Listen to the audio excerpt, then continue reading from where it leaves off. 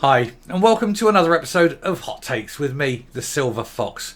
The SNP talk a good game when it comes to their green credentials, but in reality, the shine has somewhat come off that particular ball. After all, they have introduced a low emission zone, which is no such thing. It isn't low emissions, it's new cars. It's a new car zone, effectively. It makes no difference to air quality, and in fact, the air quality got slightly worse after they introduced it. Kind of weird, isn't it? But then they also privatised the rail system last year and said that they would make massive investment, and they promised not to put prices up. Well, in the year and a bit that's occurred since they privatised it, they've made no investment whatsoever, and they're putting the prices up. Today, the prices rise considerably, making it even harder for people who rely on public transport to use it.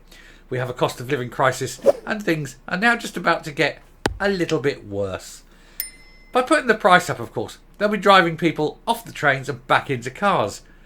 It's almost as though they don't want people to use the train.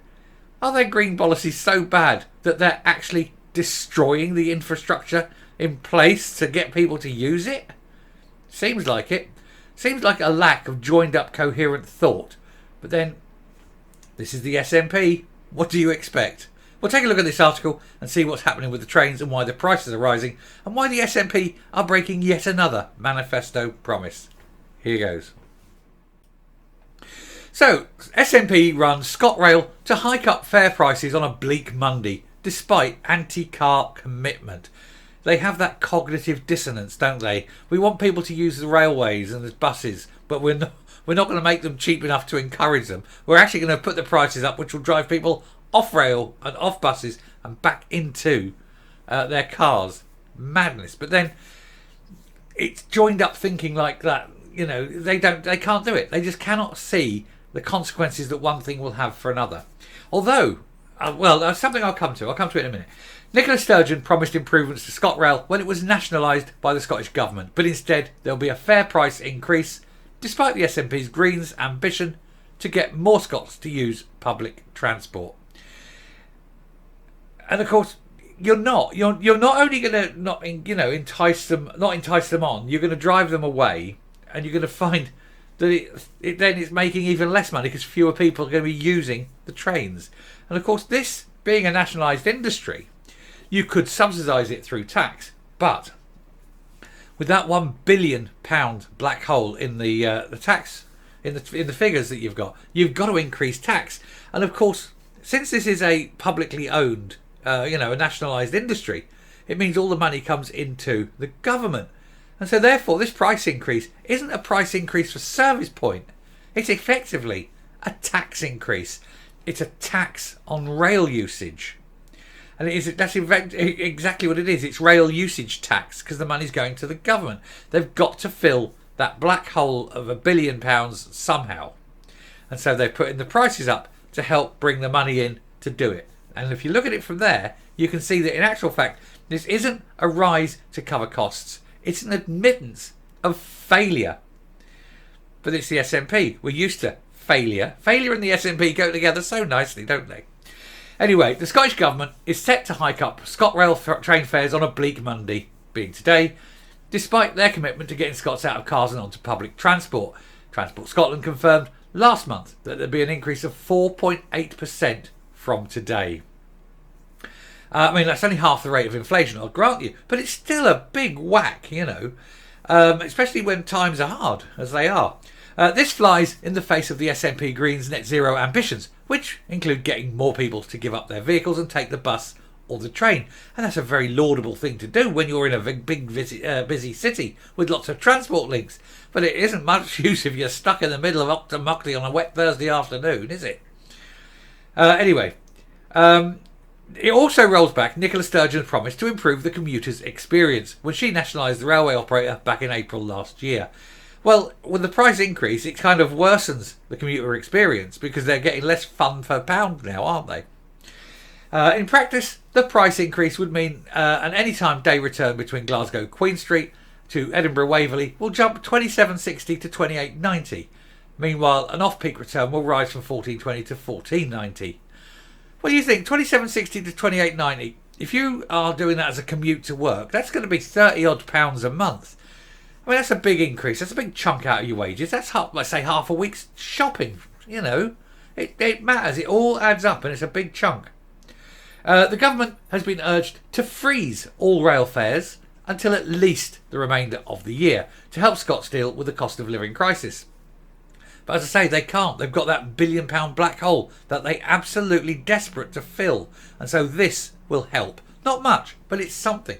And it's going to be shaving something here, adding something there. Little tweaks, bring it in. And there's enough people that can hopefully bring in £1 billion over the course of the next year to help balance the books that they are responsible for screwing up.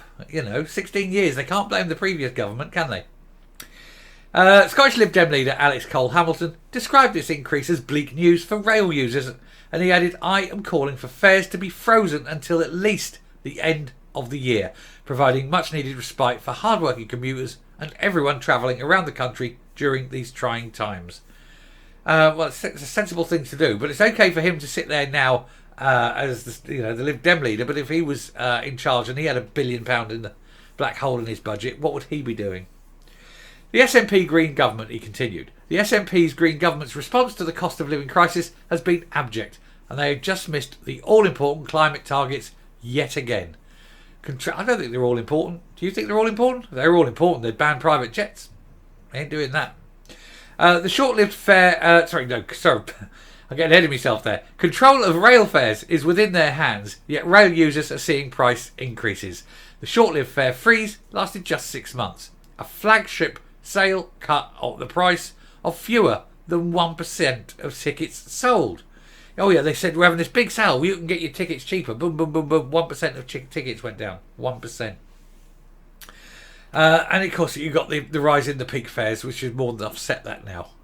While nationalist ministers continue to make grandiose claims about their commitment to sustainability, their actions belie their words. Now that ScotRail is in public hands, we need long-term ticketing solutions to encourage people to rely on rail travel backed by trains that run on time and trains that take you to where you need to be. Scottish Lib Dems, he goes on, blah, blah, blah, just boosting the Scottish Lib Dems on trains. Not much to read there. Scottish Tory Transport Minister Shadow Transport Minister Graham Simpson called the steep fare rise a bitter pill for hard-pressed commuters to swallow. And he also mentions the cost of living crisis. They've all got the same thing.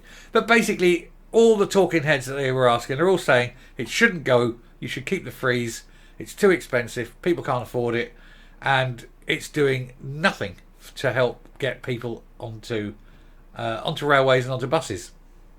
But that's not the point of this rise. Like I say, this rise is a tax increase so they can cover that £1 billion black hole that they have caused. And I'll stop there and I'll come up. They can dress it up and call it what they like, but the fact is, the prices are going up because they have to. There's nothing they can do about it. They absolutely have to put the prices up. They need to make money. And it won't be the last thing that they put the prices up on. I suspect other things will go up. Everything that currently you're paying a little bit of something for because it's a service by government or local government or anything like that, everything is going to go up just a little bit to help soften the blow and trying to make, to fill the coffers to get that £1 billion. And it'll be on little things, but it'll be on lots of little things. And it'll go in little rises, barely noticeable, but ting, ting, ting, ting, ting. And over the course of the year, getting everyone basically to pay an extra, say, £200 just to try and get that in so that they can clear that £1 billion black hole and not look like the incompetent fools that they most definitely are. So round it off there. If you like what you're seeing here on the channel, do please hit that subscribe button, ring that bell, leave a like, leave a comment, please share the video. And before I go, I want to make a comment. Something I read in the comments about me making mistakes. Yes, of course I do. I'm not infallible. I admit when I make a mistake, provided I know I've made it.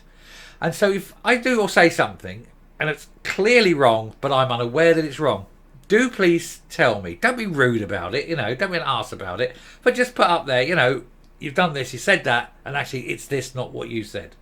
That way I can acknowledge it, I can correct it, and going forward, I won't make the same mistake. So it would be great. I mean, seriously, if I do, just assume that I'm not all-knowing. You see, because I'm not. I'm not Lorna Slater. I'm not Nicola Sturgeon. I do make mistakes. I do get things wrong. And we'll leave it there. Thank you very much. Bye.